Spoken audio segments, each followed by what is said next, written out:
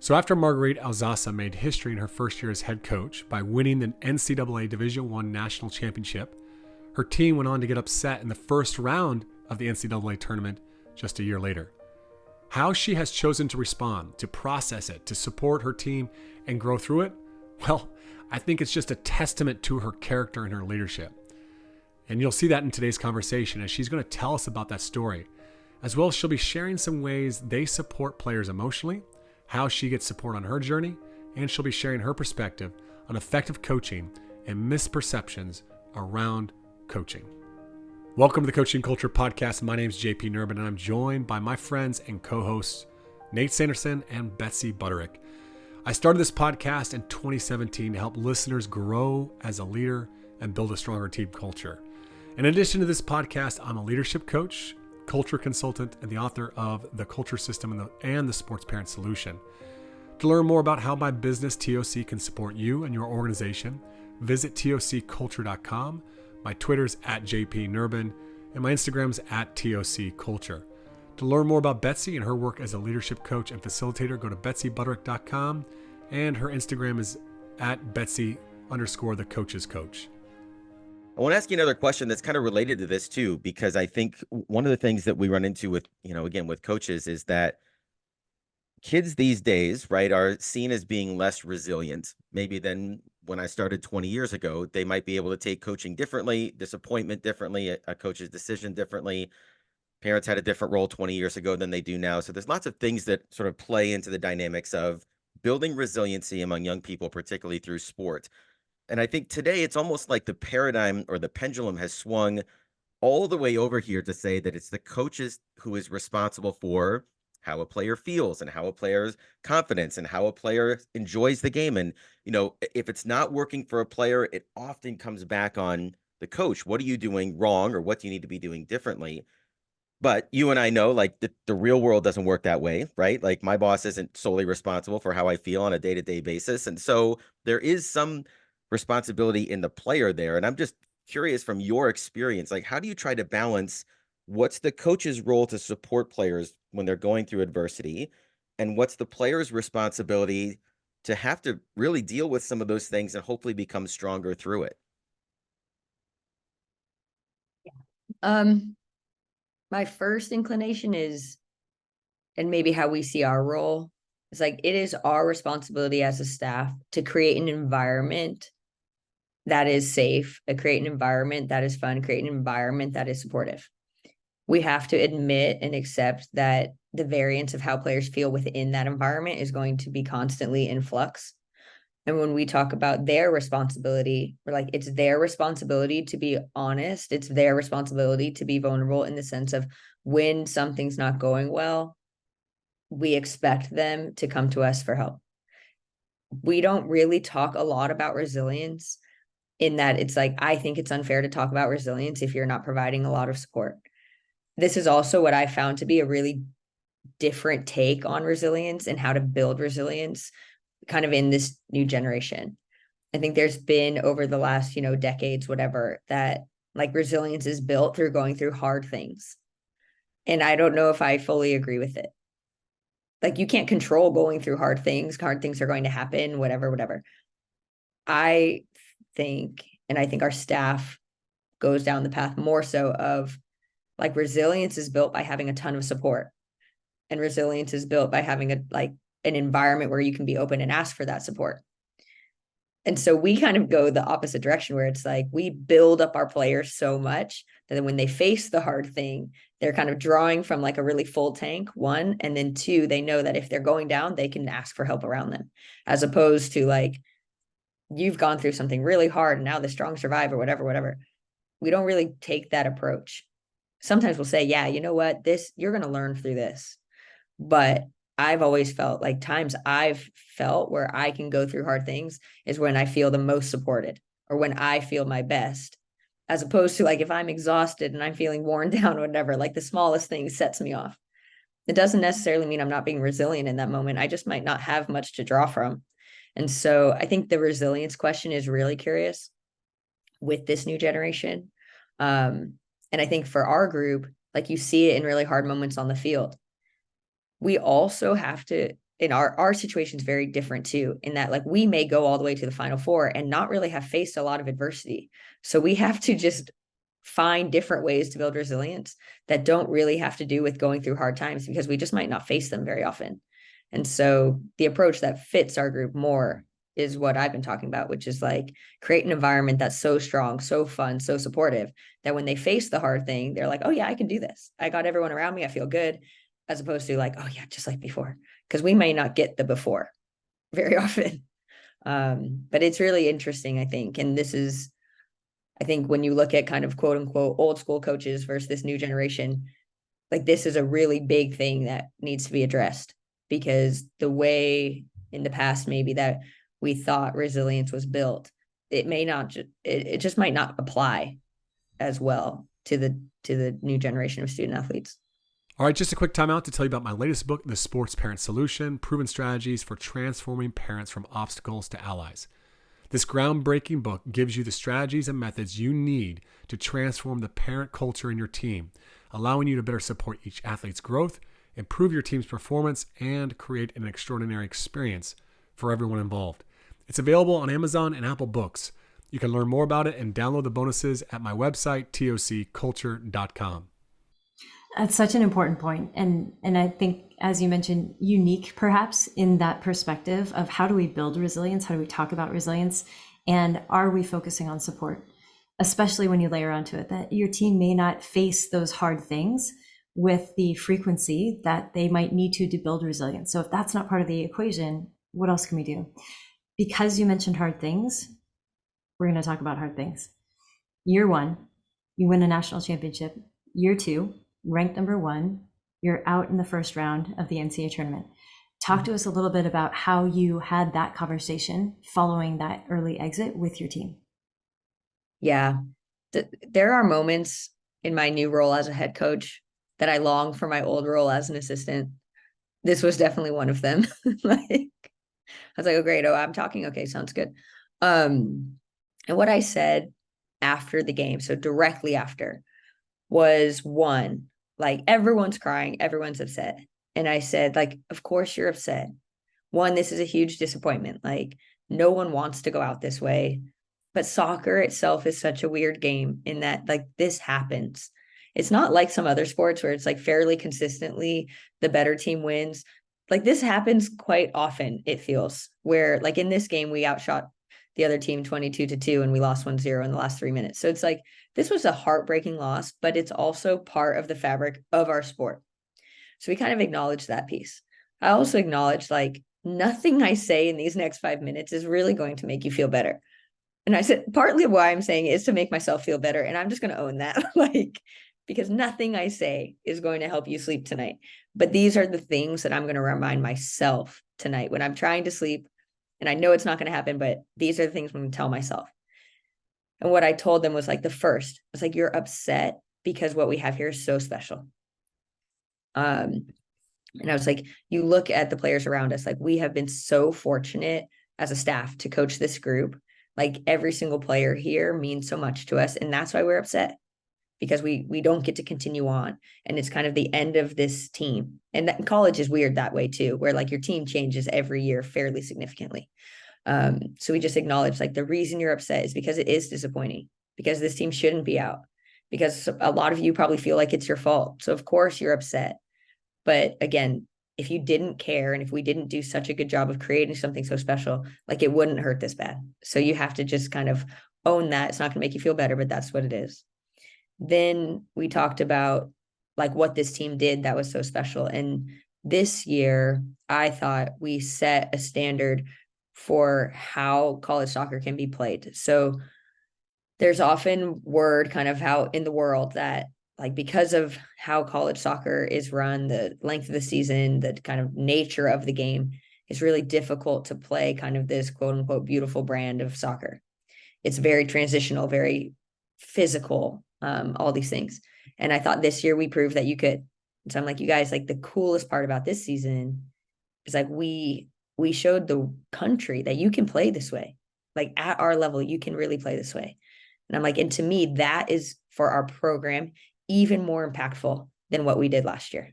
like, because we set the stage for how this program can play over the next 5 years. And that's something like that this group will be known for. And so those are the things that we kind of hit on. And then of course we just thanked everyone, and we said like this is a time that you come together. And I said, it feels like the end of the world now. I was like, but if we've done a good job in our program, then in a week you're going to want to come back. And I was like, and I feel really confident that we've done that, where as a staff, and I think I said this to the group, I'm like, as a staff, one of our main objectives is that like every single player who goes through our program loves the game. And I'm like, and you love it when it's great and you love it when it hurts. And today it hurts. I'm like, but if we've done our job, in a week's time, you'll all want to come back. And I think that I think that's what made me, I was in a very dark place, I will admit, for like 48 hours, but what kind of pulled me out of the darkness was, I'm like, you know what, like every single kid, even though we've gone through this, every single kid loves our program. Every single kid still loves the game. And I'm like, this will not define how you think about soccer. And so that was really hard.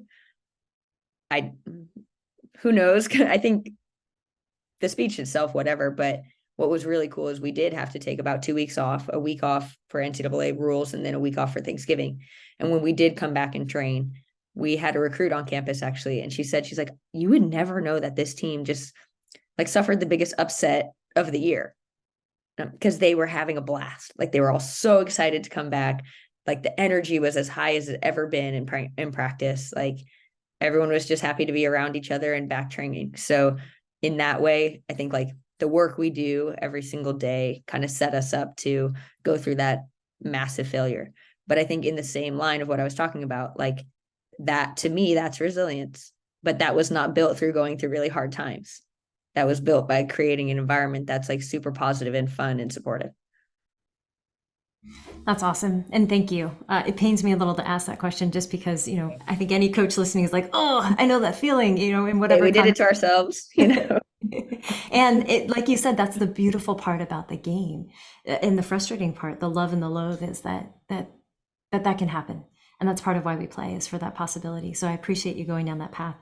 I think we've talked a lot during this podcast about support and about the way that you as coaches have been intentional about creating that support with the student athletes in your program. Shift gears, if you will, and talk a little bit about what is support separate from maybe the people in your life. What does support look like for you as a coach?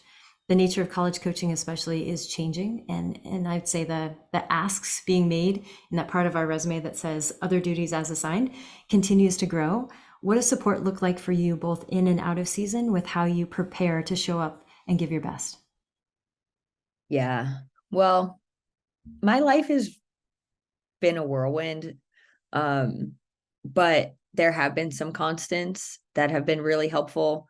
Obviously, I know aside from the people, but I do have to shout out my husband, because he is a huge, huge, huge support to me. During season, we call him the emotional support husband. Out of season, it's different. But he does an incredible job of recognizing, like, also he's a soccer coach, so it helps. Recognizing the moments that I either just need to be heard, recognize the moments maybe I need to rant, or recognize the moments where it's like, look, I really need help finding a solution. And he's been huge in that.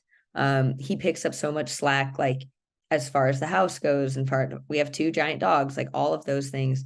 In moments where I really need him to step up, he does that, and he does it consistently and like very selflessly. And so in that way, like, and I say he's been consistent because we've moved and we've done new jobs and all this stuff over the last couple of years. And he's really helped me kind of bring my best self to work every single day. The other thing, like, I have to be very intentional about how I manage my time, and allowing myself to shut down, allowing myself to like take a walk, or I like to go to yoga. And the reason I like to go to yoga is it's like, it's hard enough that it demands my attention, but not so hard that my body hurts after. And it's like this perfect little balance of like an hour away where I'm working hard. I'm kind of just like in my own body at that moment. And I don't really have the luxury. I'm just trying to get through it sometimes. So I don't really have the luxury of going through what I'm going through at work. So that's been really helpful. One of my coaching friends asked me the other day, like, how do you stay so calm? Like, what do you do? And I was like, yeah, maybe it's the yoga. I don't know. Um, the other piece is I have a lot of people around me that are not involved at UCLA, but are either other coaches, or my mom's a great resource. She's kind of an educator by trade. She just retired after like a 35-year career as a high school teacher. And so she's also a great sounding board for me, that like when things get a little tough, because she always looks at it kind of without the soccer piece, which is nice. And she looks at it very much of just like, okay, Marg, like this kid is having a hard time. Like, how can we do this? And so she's been a great kind of support for me. And all of those kind of methods and techniques and people, I think they're the ones that really deserve so much credit, because they're the reason that I can come to work every day kind of calm and in the mindset of, you know what, we're going to figure it out. And such an important mindset to have. You mentioned your mom as an educator, and I know how important the coach's educator piece is for you. And I remember a story from last year's convention where I think you were on a panel and someone in the room was commenting on what they observed during the national championship game, and said, you know, I was watching and there you were on the sideline, and I was curious when you were going to get up and actually start coaching the game. And you had a really interesting response that I'd love for you to share with the audience, if you will. Yeah, well, my first gut reaction was like, excuse me, but I regained my composure. And what I think I said was like, there's a misconception maybe of like what coaching is. And to me, coaching is not standing up and screaming and yelling at the referee or whatever it is. My approach more so is like, my job is to observe and analyze and find solutions. Personally, I can't do that screaming and yelling. Other people may be able to do that. That's not how I operate. So what you'll see on the sideline often is our staff kind of coming together, recognizing what's working versus what's not working. Is it a personnel or something that can be solved by personnel? So we'll just make a sub and then maybe that will help. Or is it something that needs to be solved by a tactical adjustment? And so what people may see as us just kind of sitting and talking quietly amongst each other, for us, that's coaching, because that's finding solution on game day. What they don't see, of course, is like all the work that went into that moment. A lot of it is probably more active, maybe you could say, than what they're observing in that moment. You know, in training, we're a lot more active. We insert ourselves a lot more into the session and into certain moments. There is not screaming and yelling, but, you know, we're projecting for sure to kind of make that happen and kind of guide our players through those moments. The other piece that's really fascinating is like soccer, like the field is 80 yards wide and 120 yards long. If a player is 70 yards from me yelling at, they probably can't hear me. And especially in the national championship game, there's 10,000 fans cheering. It's like, they definitely can't hear me. So I'd be just screaming into the abyss for no reason. My mom often says this too. She's like, when she observes coaches, and she's such a mom in that, like, when she comes to my games, I think she's mostly watching me on the sideline, because that's as moms do. And she says, I just feel like a lot of times when coaches are screaming, all they're doing is just expressing frustration. That's all they're doing. They're not yelling anything of substance. And so I really took that to heart, where I'm like, when something happens that is frustrating, like, that's not the moment to yell. All you're communicating to your team is that you're annoyed or frustrated. We look at it the other way, where it's like, okay, is that a one-off or is that happening consistently? If it's happening consistently, we need to either address it with the player, make a tactical change, or make a sub.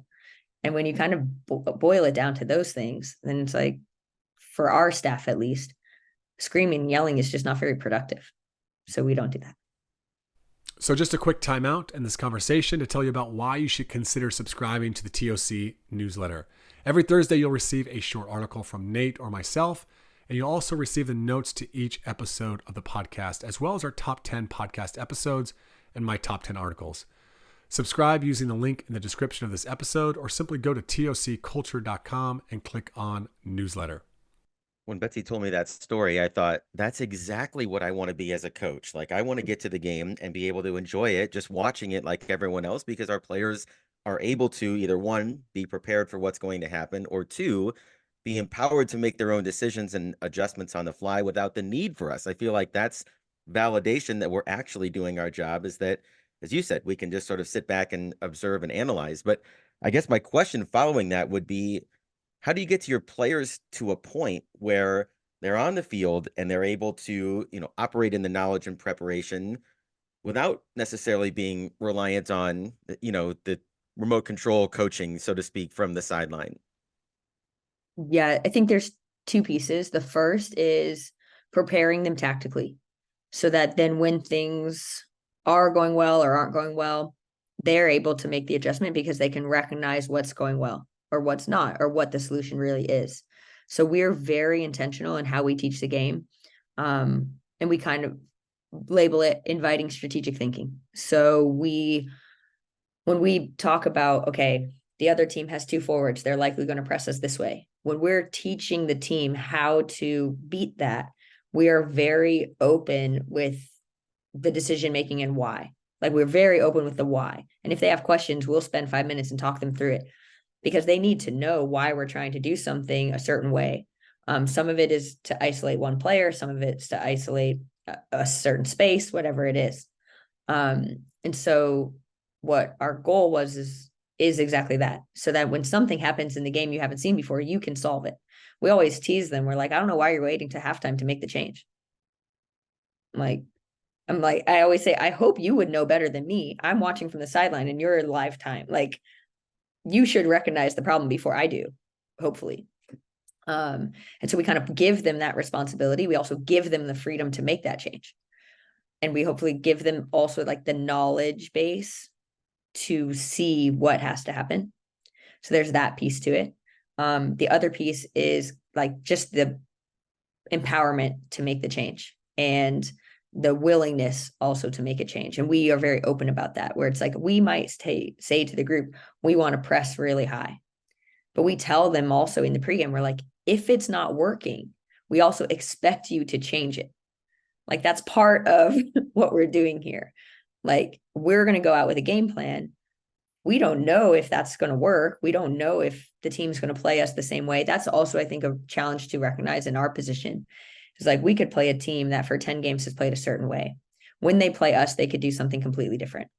And so we have to kind of write that into our script of like, this is what we think is going to happen. This could happen. Be looking for that. And then we kind of, like I said, put the responsibility of them where it's like, if we've asked you to do something that's not working and you continue to do it, for us, that's the coaching point. Like, why did you keep doing it?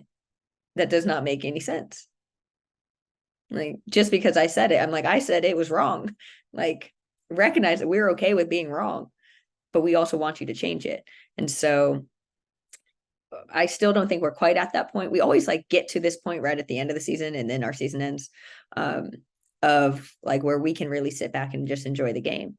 The other kind of way to look at it is the approach we take with our group is like, we're not trying to just coach players. We're kind of trying to train coaches. So the way we talk about the game, we basically just give them full insight into what we're thinking.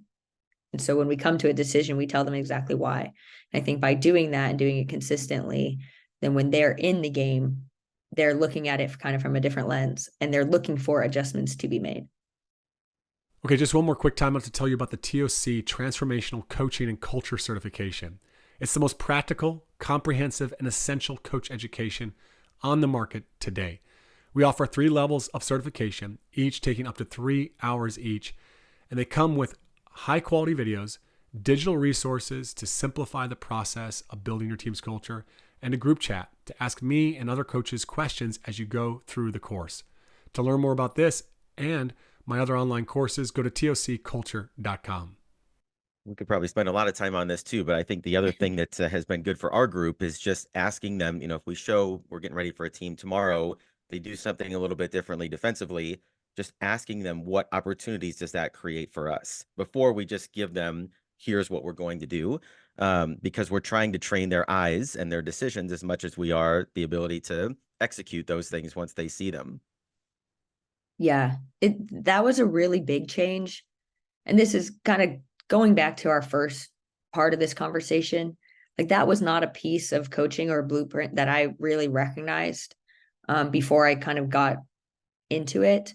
Kind of how our approach is maybe a little different than other staffs in the country at all different levels. This idea of like we often, or hardly ever, I guess you could say, ask our players to do something without an explanation.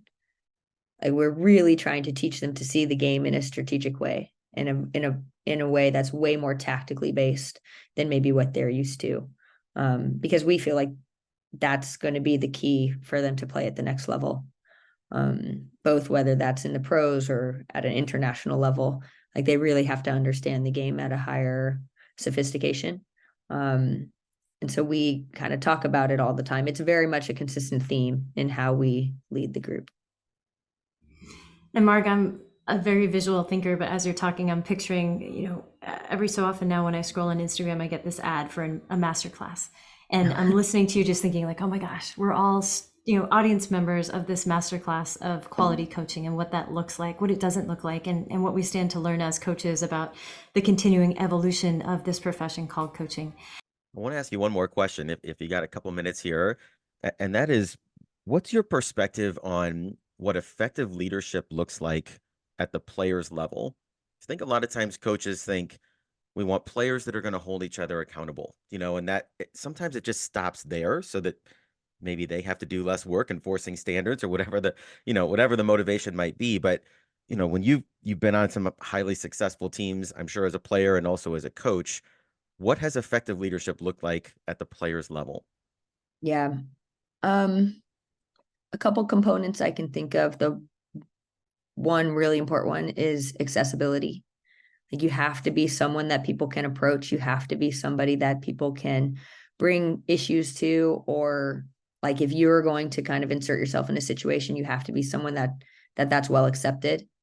So for our players that we recognize some kind of in leadership qualities in, we talk to them quite a bit about building relationships, kind of putting themselves out there, being that person to kind of in good times and bad times, being really accessible. That's something we talk about as a staff too, but I think sometimes players maybe don't value it quite as much as they need to. I know we talked a lot about consistency today. Consistency is huge. I think if you're asking a player on your team to be a leader, you'll find yourself often asking the most consistent players. And that's consistency in how they perform, but it's also consistency in how they approach training, or consistency with kind of the attitude that they bring. I think predictability is a huge factor in like who people gravitate towards as leaders. And I think that's also a big thing we don't talk about much as people in more authority, like leadership positions, for instance, coaches. Like our players should be able to predict in a positive way our response to most things. Like I think players, both either peer to peer or to coaches, like what deters them from coming to somebody with a problem is they don't know how they'll respond. And so that's something we talk about a lot. And then the last piece I would say is leaders need to know that like it's okay to not have the answers. Leadership is not always providing answers. Most of the time leadership is providing support. So it's okay to say, you know what, like that's a great question. We're going to figure that out. But I think sometimes leaders are nervous to step into a role because they feel like they don't have all the answers. Like I don't know, I'm a sophomore. How am I supposed to it's like, yeah, of course you don't know, but that's not really the point. The point is just to provide support, to diffuse the situation, and then kind of move on from there. So those things I think are really, really key. And when we talk to the leaders in our group, those are typically the things we're trying to kind of guide them towards as they kind of embrace their leadership roles.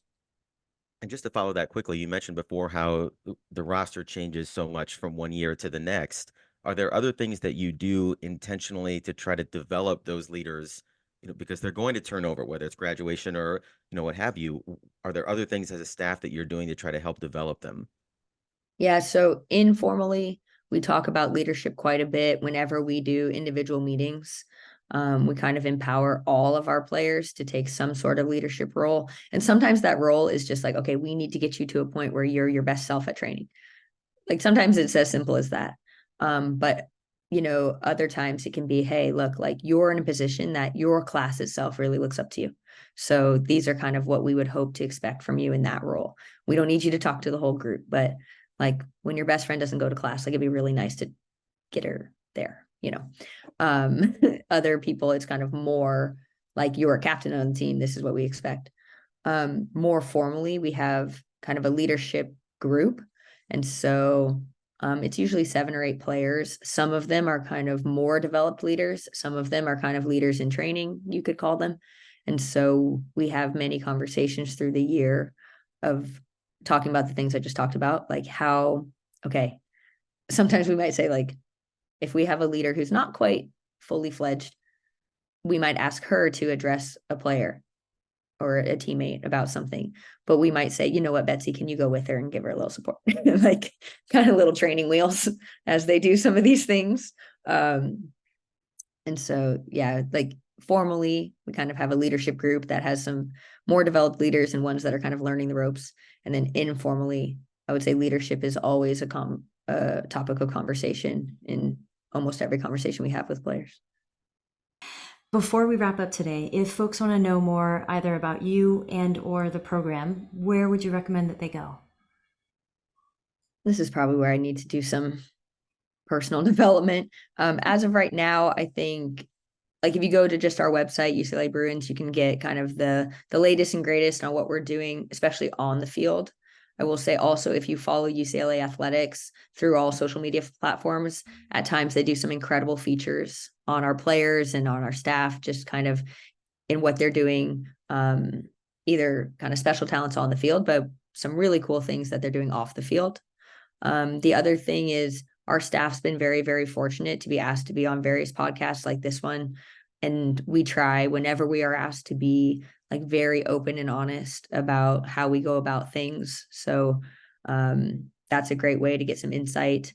And then any opportunity, I think, for coaching education is a great one. Coming up, like we'll be at the United Soccer Coaches Convention, and I have to do a couple sessions, and I believe my assistants might be on a couple panels as well. And so those types of things are also really great to kind of get to know what we're doing and how we're doing things a little differently.